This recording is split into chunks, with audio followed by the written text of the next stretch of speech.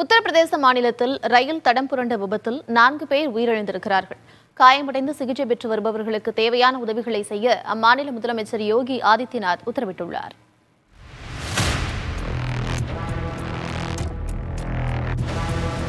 சண்டிகர் திப்ருகர் இடையேயான எக்ஸ்பிரஸ் ரயில் உத்தரப்பிரதேச மாநிலம் கோண்டா மாவட்டத்தில் சென்றபோது 8 பெட்டிகள் தடம் புரண்டு விபத்து ஏற்பட்டது.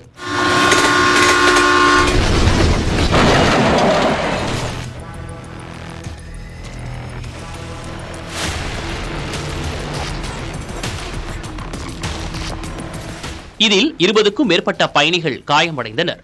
சம்பவ இடத்திற்கு 15 ஆம்புலன்ஸ்களில் 40 பேர் கொண்ட மருத்துவக் குழுவினர் விரைந்தனர். காயமடைந்தவர்கள் மீட்கப்பட்டு அருகில் உள்ள மருத்துவமனையில் அனுமதிக்கப்பட்டனர். உயிரிழந்தவர்களின் உடல்களும் கூராய்விற்காக மருத்துவமனைக்கு அனுப்பி வைக்கப்பட்டன.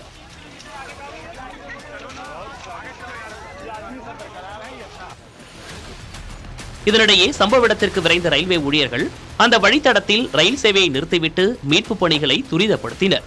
மோட்டிகஞ்ச் ஜிலாஹி ரயில் நிலையங்களுக்கு இடையே மதியம் 2:35 மணிக்கு ரயில் தடம் புரண்டு விபத்து ஏற்பட்டதாகவும் உடனடியாக மீட்பு பணிகள் முடுக்கிவிடப்பட்டதாகவும் ரயில்வே தரப்பில் தெரிவிக்கப்பட்டுள்ளது. ரயில் விபத்து தொடர்பாகவும் சிகிச்சையில் இருப்பவர்களின் நிலை குறித்தும் உத்தரப்பிரதேச முதலமைச்சர் யோகி ஆதித்யநாத் அதிகாரிகளிடம் கேட்டறிந்தார். மேலும் பாதிக்கப்பட்டவர்களுக்கு தேவையான உதவிகளை வழங்க வேண்டும் என உள்ளூர் நிர்வாகத்திற்கு அவர் உத்தரவிட்டுள்ளார்.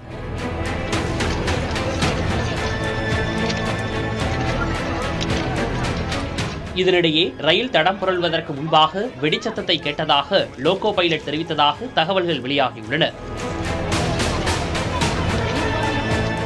விபத்து தொடர்பாக ரயில்வே நிர்வாகம் விசாரணை மேற்கொண்டு வருகிறது.